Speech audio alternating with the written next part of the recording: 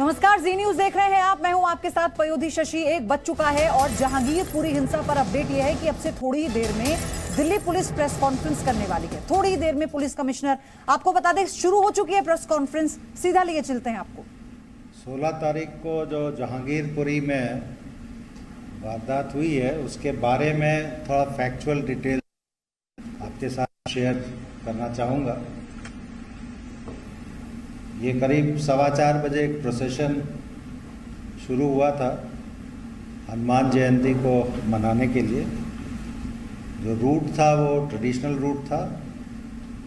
करीब 6:15 बजे प्रोसेशन का जो पिछला हिस्सा है, आगे का हिस्सा निकल गया था, जो पिछला हिस्सा है वहाँ पे उस प्रोसेशन में जो लोग शामिल थे और वहाँ जो लोग खड़े हुए थे लोकेलिटी में, उनके बीच में आपस में तकरार हुई और उसके बाद फिर स्टोन पेल्टिंग और दूसरे इंसिडेंट्स हुए। पुलिस का बंदोबस्त प्रोसेशन के में उनके बीच में आपस में तकरार हुई और उसके बाद फिर स्टोन पेल्टिंग और दूसरे इंसिडेंट्स हुए। पुलिस का बंदोबस्त प्रोसेशन के साथ था और उस समय जो हमारे अधिकारी थे, सब इंस्पेक्टर और उनके साथ जो टीम थी, उन्होंने दोनों साइड को अलग करके बीच में पुलिस थी और इन लोगों को कंट्रोल करने की कोशिश की। और उसी सिलसिले में इंजरीज भी हुई। पूरे इंसिडेंट में 9 लोगों को इंजरीज हुई हैं, इसमें 8 पुलिस कर्मी हैं, पुलिस अधिकारी हैं, 1 सिविलियन है। ये दर्शाता है कि पुलिस ने उस समय बीच में रह के दोनों जो पक्ष थे उनको अलग अलग किया और दूर किया, जिसकी वजह से पब्लिक को इंजरी होने में पब्लिक को इंजरी नहीं हुई।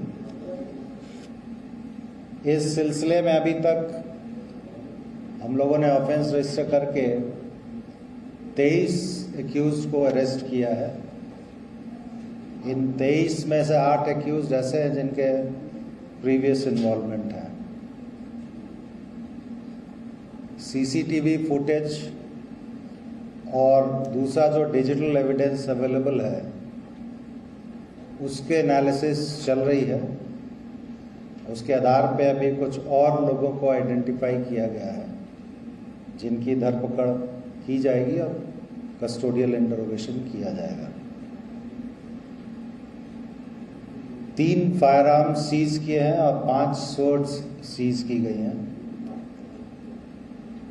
ये केस क्राइम ब्रांच को इन्वेस्टिगेशन के लिए सौंप दिया गया है। उसी सिलसिले में आज 4 फॉरेंसिक टीम्स एफएसएल से सीन ऑफ क्राइम का विजिट किया है और सैंपल्स वगैरह कलेक्ट किए गए हैं। Social media, video footages, digital evidences, इन सब को कलेक्ट करके एनालिसिस करके इस केस की हर एंगल से तफ्तीश की जाएगी और कोशिश की जाएगी कि इसमें कोई भी आरोपी, चाहे वो प्रत्यक्ष रूप से उसने पार्टिसिपेट किया हो या परोक्ष रूप से पार्टिसिपेट किया हो, छूटे नहीं।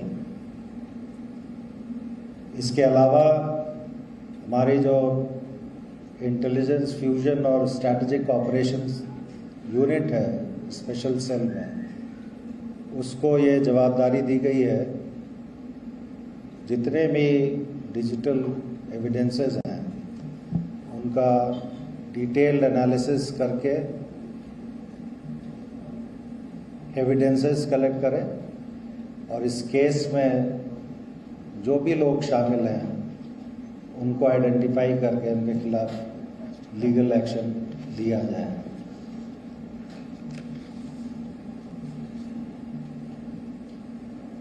इसमें मैं इस फोरम से आपको बताना चाहूँगा कि इन्वेस्टिगेशन काफ़ी डिटेल्ड होगा, थरो होगा। चूँकि क्राइम ब्रांच को इन्वेस्टिगेशन की जवाबदारी दी गई है, उन्होंने करीब 14 टीम्स बनाई हैं जो हर एंगल से इस केस का इन्वेस्टिगेशन करेंगे। टीम्स कल से ही कार्यरत हैं और जैसे जैसे रिजल्ट्स आएंगे हम प्रेस को ब्रीफ करेंगे। मैं एक चीज़ और कहना चाहूँगा, सोशल मीडिया के माध्यम से कुछ लोग प्रयास कर रहे हैं कि वातावरण सुधरे नहीं।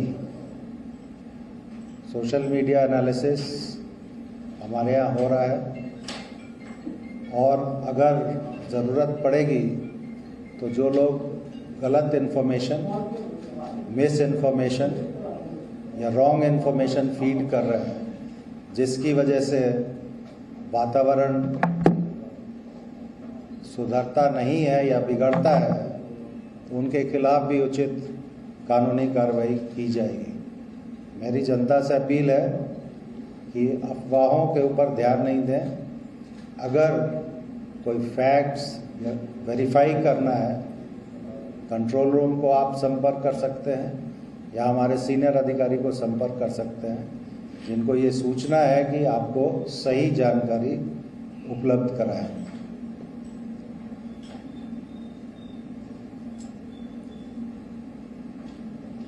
दूसरी बात मैं ये कहना चाहूँगा कि इस इन्वेस्टिगेशन के साथ साथ पुलिस ने पीस कमेटीज़ या अमन कमेटियाँ कहते हैं, उनकी भी मीटिंग्स की हैं और कोशिश हम लोग ये भी कर रहे हैं कि जो चंद खुराफाती लोग हैं उनकी वजह से आम नागरिक को मुश्किल नहीं हो। पीस कमेटी के माध्यम से भी शहर में खास करके सेंसिटिव एरियाज़ में शांति स्थापित करने का पूरा प्रयास पुलिस की तरफ से किया जा रहा है।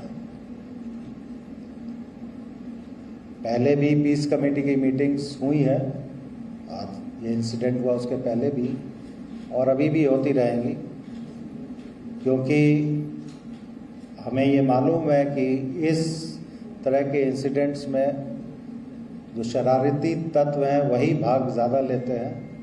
आम पब्लिक जो है उसका कोई इंटरेस्ट ऐसे इंसिडेंट्स में नहीं होता है। तो हर एक कम्युनिटी के लीडर्स को संगठित करके डिफरेंट एरियाज़ में ये पीस कमेटी की मीटिंग्स भी हम लोग कर रहे हैं, ताकि जल्दी से जल्दी नॉर्मलाइज हो सिचुएशन। CAPF के एडिशनल फोर्सेस मांग के हमने डिप्लॉय किए हैं।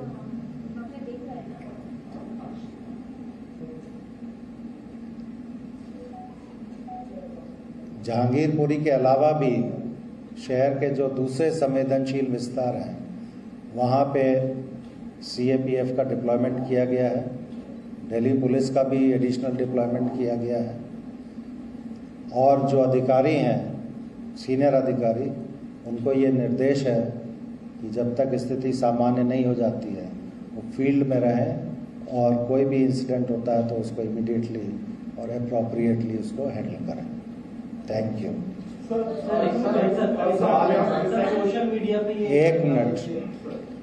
एक मिनट, अगर आपको सवाल पूछना है तो एक एक करके पूछे। मैं हर एक साथ बोलेंगे तो मेरी समझ में नहीं आएगी। आप आपस में ही तय कर लें कौन सवाल पूछेगा।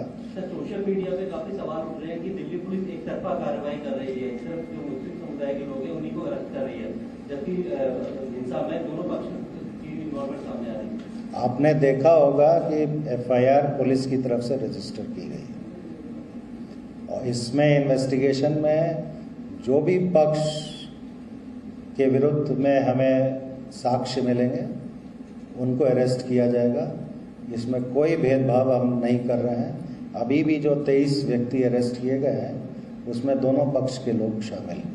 सर, सवाल ये है एक सर, कुछ ये भी आरोप लग रहे हैं कि या कहा जा रहा है कि इसकी प्लानिंग काफी पहले से की गई थी। क्या जांच में ऐसी बातें सामने आ रही है कि पहले से इसकी प्लानिंग की गई थी? मैंने आपको बताया कि केस का इन्वेस्टिगेशन काफ़ी थरोली किया जाएगा। जो भी प्रत्यक्ष या परोक्ष रूप से इसमें शामिल हैं उनके विरुद्ध कार्रवाई की जाएगी। सर इसमें जो आयोजक हैं उनके खिलाफ कोई कार्रवाई की बात हो रही है क्या?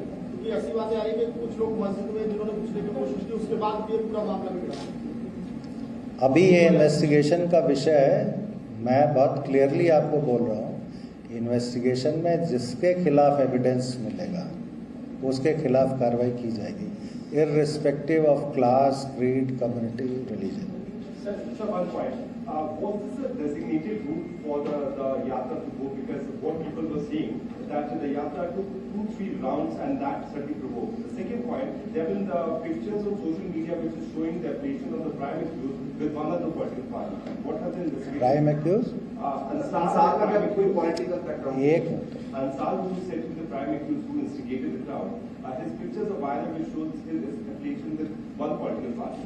So, as an investigation services so far, and was it a designated route, and why these people were allowed to go on the route twice? The designated route, which is a traditional route to say, was EE block, Jahangirpuri, A1 Motors Mangal Bazar Road, Mahinder Park via BJRM Hospital Road, K block, BC Market, Kaushal Chowk, G block, Mangal Bazar Road, Mahindra Park. Prior to this procession, 2 processions who had been given the permission had completed the procession peacefully. Just a second, let me complete it. Your second question was about the allegations of a particular accused with a particular political party. We go by the evidence. We will take appropriate and effective legal action against anyone who is found involved in the incident. And our investigation is subject to the scrutiny of the court. So there is no discrimination. Sir, do you see any pattern among the forensic? Was there any anticipation of this kind of action? Because intelligence branch, like your intelligence branch, had also given some verbal communication about this kind of. Now this, listen, this Ramnavami, the processions took place. Hanuman Jayanti processions are being taken out. In different parts of the country, everybody knows some part it is peaceful, some part there were some problems. So definitely we were also careful and we were prepared to handle the situation. And as you have seen, the situation was brought under control within an hour's time, and we have taken effective action against the culprits. Sir forensic की team इतनी देर से क्यों पहुंची, ये सवाल उठ रहा है 2 दिन बाद। पहुंची तो है ना, उसकी बात करो। सर एक सवाल ये है कि फॉरेंसिक एग्जामिनेशन करने के लिए टीम एक जामा मस्जिद में पहुंची, और ऐसा भी कहा जा रहा था फर्स्ट डे से कि जामा मस्जिद के में झंडा लगाने को लेकर ये विवाद शुरू हुआ था। तो क्या ऐसा ये बात में तथ्य नहीं है, झंडे की बात नहीं है। झगड़ा छोटी सी बात पे अल्टरकेशन शुरू हुआ था, वो फिर इसने ये स्वरूप ले लिया। जो लोग ये कह रहे हैं कि झंडा लगाने की कोशिश की थी, तो ऐसी बात में तथ्य नहीं है। एक minute, let me completely answer है। सेकेंड पॉइंट आपका जो FSL की टीम को लेके था, FSL की टीम वहाँ पे सीन ऑफ क्राइम जितना भी है, सारे सीन ऑफ क्राइम को एग्जामिन करेगी, because firing has taken place, private firing has taken place. Sir जो पुलिसकर्मी थे, हमने उनके इंटरव्यू करे, जो घायल पुलिसकर्मी थे, उन्होंने कहा कि लोगों घरों से बहुत ज्यादा पत्थर चल रहे थे और शराब की बोतलें। सर आपको लग रहा है मतलब कि जो इंटेलिजेंस यूनिट है उसकी कि सर ये पहले से था, क्योंकि 2 शोर यात्रा निकली थी, उनको कोई टच नहीं किया गया, इसी में सर ये पूरा। देखिए, ये चीज़ें इन्वेस्टिगेशन का विषय है। आपने हमारे सब इंस्पेक्टर से बात की थी, मैंने भी बात की है। जो इन्वेस्टिगेशन में तथ्य आएंगे उसके बाद ही हम आपको बता पाएंगे। सर आदेश गुप्ता ने सर कल पुलिस स्टेशन पे आके बोला कि सर जो अंसार है वो आम आदमी पार्टी का पदाधिकारी है, तो इस पे सर कुछ इस पे मैं कोई कमेंट नहीं करूंगा। हमारे लिए जो ऑफेंडर होता है वो ऑफेंडर होता है, हम एविडेंस पे जाते हैं, एसोसिएशन पे नहीं जाते। सर जो वीडियो सामने आए हैं दोनों पक्षों की तरफ से पथराव को, इसमें बहुत सारे जुवेनाइल्स जो है वो पत्थरबाजी करते हुए नजर आए हैं। इसको लेके NCPCR ने भी संज्ञान लिया है। आपने भी 1 या 2 जुवेनाइल्स को पकड़े हैं, तो इस एंगल को लेके आप किस तरह से एक्सप्लोर करेंगे सर की जो जुवेनाइल्स की भूमिका है? अभी तो देखिए जो वीडियो में जो लोग दिखाई दे रहे हैं उनसे पूछताछ होगी और बच्चे कैसे आए नहीं आए ये इन्वेस्टिगेशन में पता करेंगे, बट जो फैक्ट है वीडियो में उस चीज़ को इग्नोर नहीं किया जा सकता। जो क्या कोई पैटर्न देख रहे हैं जो रामनवमी के मौके पे देश के दूसरे हिस्सों में हिंसा हुई, वैसा कोई पैटर्न जहांगीरपुरी में? पहला सवाल। और दूसरा, पीएफआई के एंगल पर भी क्या दिल्ली पुलिस जांच करेगी? मैंने आपको पहले ही बताया कि इन्वेस्टिगेशन पूरी तरह से होगा, होलसम इन्वेस्टिगेशन होगा। प्रीवियस जिस दिन हुआ है उस दिन, अब उसके बाद सब्सीक्वेंट जो कंडक्ट होता है वो सारी चीज़ों को ध्यान में रख के इन्वेस्टिगेशन होगा और अल्टीमेटली जो चीज़ें कोर्ट में जाती हैं उसके लिए हमें एविडेंस कलेक्ट करना होता है। एविडेंस बेस्ड इन्वेस्टिगेशन होगा, but investigation will be thorough and full. Sir, ये जो इलाका है जहाँ पर इनको पूछने दीजिए, ये बहुत देर से पूछना चाह रहे हैं। सर, पहली चीज ये कि जो ट्रिगर हुआ, ये झड़प जो दोनों पक्षों के बीच में हुई, एग्जैक्टली ट्रिगर करने वाला पहला सेट कौन सा था? क्या ये आइडेंटिफाई? ये इन्वेस्टिगेशन में निकलेगा मैडम। दूसरी चीज ये कि जो वेपन्स आपके पास बरामद हुए, खास करके पिस्तौल, मुस्लिम समुदाय की तरफ से तो बरामद हुई, इस तरह के तथ्य सामने आए, क्या किसी हिंदू के पास से भी वेपन पिस्तौल जो है वो बरामद हुई? अभी नहीं हुई है, लेकिन जो वीडियो दिखाई दिए गए हैं उसमें लोगों को आइडेंटिफाई किया गया है और उसमें हम लोग आगे कार्रवाई जो कानूनी है करेंगे। सर, कुशल चौक का नाम 2020 के दंगों में लिया आया था, वहां पर प्रोटेस्ट सीए और एनआरसी के विरोध में लोगों ने वहां पर किया था, और ये स्पेशल सेल की चार्जशीट के अंदर भी है कि वहां से 6 से 7 बसें डेली जाती थी जो कि शाहीन बाग और सीरमपुर की तरफ जाती थी और वहां पर प्रोटेस्ट में लोग हिस्सा लेते थे। तो क्या आप इस तरीके से जोड़ के देख रहे हैं, किस तरह से भी इन्वेस्टिगेशन चल रही है कि 2020 के दंगों में भी यहाँ पर काफी बांग्लादेशी लोग थे, जाते थे, उनको बकायदा कई एक्यूज ने उनसे बात भी की थी? इन्वेस्टिगेशन अभी शुरू हुआ है और मैंने ये कहा इन्वेस्टिगेशन में हर एस्पेक्ट को देखा जाएगा। I think that covers your question.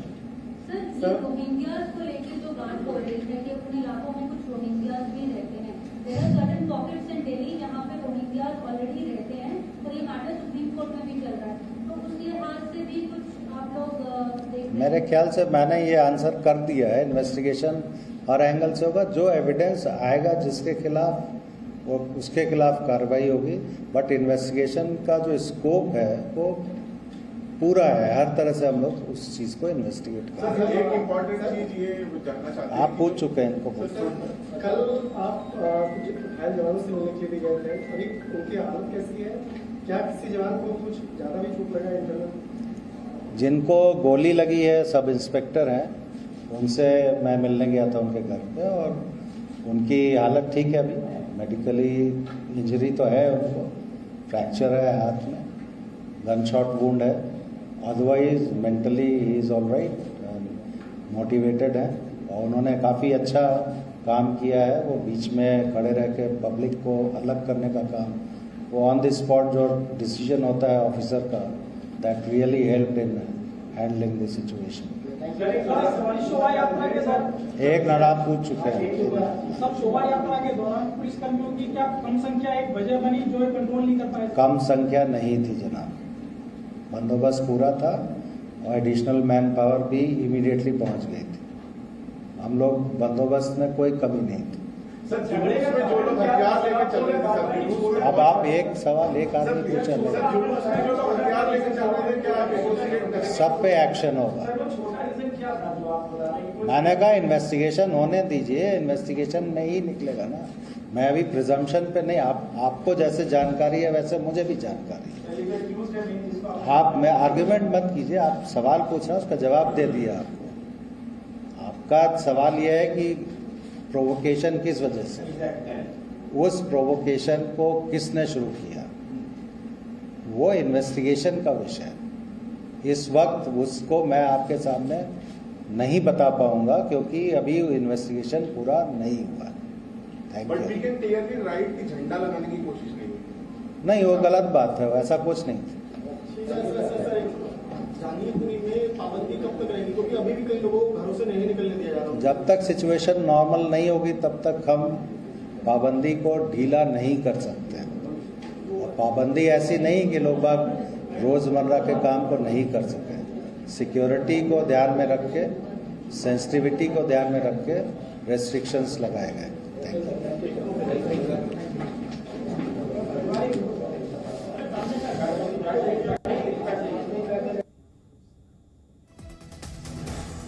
Delhi police commissioner Rakesh Asthana को सुन रहे थे आप। प्रेस कॉन्फ्रेंस कर उन्होंने बताया जहांगीरपुरी में हुई हिंसा को लेकर जितने भी सवाल थे, कुछ बातें ऐसी थी, उन्होंने कहा कि अभी जांच के दायरे में आती हैं तो उन्हें अभी यहां पर रखना ठीक नहीं होगा, क्योंकि जांच को किसी भी तरह से प्रभावित नहीं किया जा सकता। इसीलिए उन्होंने ये भी कहा कि पुलिस ने कैसे हालात पर काबू पाने की कोशिश की, पैरामिलिट्री फोर्सेस की तैनाती की गई है और सोशल मीडिया का रोल इसे और भड़काने में रहा। ये बात भी दिल्ली पुलिस कमिश्नर राकेश अस्थाना ने कही। उन्होंने बताया कि 23 लोगों की गिरफ्तारी हो चुकी है, 100 दंगाइयों की पहचान हुई है। ये बड़ी डिटेल उन्होंने दी, 100 दंगाइयों की पहचान हुई है। हालांकि ये भी जानकारी आ रही थी कि लगभग 1 दर्जन तो ऐसे हैं जो बाहरी हैं, जिनकी पहचान ही नहीं हो पा रही है, तो उस दिशा में अलग से जांच चल रही है। इसकी जानकारी भी पुलिस कमिश्नर ने दी और उन्होंने कहा कि सब कुछ जो तय था परमिशन के तहत हो रहा था। शोभा यात्रा तय रूट से जा रही थी, परमिशन के साथ जा रही थी और जो आखिरी वाला जो जत्था था उस यात्रा में, उस पर हमला किया गया, क्योंकि पीछे फिर और कुछ नहीं था, कम लोग थे पीछे और बहुत इजी टारगेट था उन्हें करना, इसीलिए पूरी तरह से ये सुनियोजित था। और एक बड़ी बात जो पुलिस कमिश्नर ने यहाँ पर राकेश अस्थाना ने साफ कही, मस्जिद पर भगवा झंडा लगाने वाली बात को उन्होंने नकार दिया। ये बात पूरी तरह से गलत है। इसीलिए उन्होंने जोर दिया कि जो सोशल मीडिया पर किस तरह से इस पूरे विवाद को और भड़काने की कोशिश की जा रही थी, किस तरह से सोशल मीडिया का रोल इसमें बहुत प्रभावित रहा, बहुत ज्यादा लोगों को इसने बरगलाया, भड़काया भी। इसीलिए उन्होंने कहा कि पैरामिलिट्री फोर्सेस की तैनाती भी कर दी गई है और अब पूरे इलाके में पुलिस ने घेराबंदी कर रखी है। एक बार फिर से आपको बता दें, जो राकेश अस्थाना ने एक बहुत बड़ी जो इसमें पहलू था उसे क्लियर किया उन्होंने अपनी प्रेस कॉन्फ्रेंस में। उन्होंने कहा कि मस्जिद पर भगवा झंडा लहराने वाली बात एकदम गलत है, ऐसा कुछ नहीं हुआ था।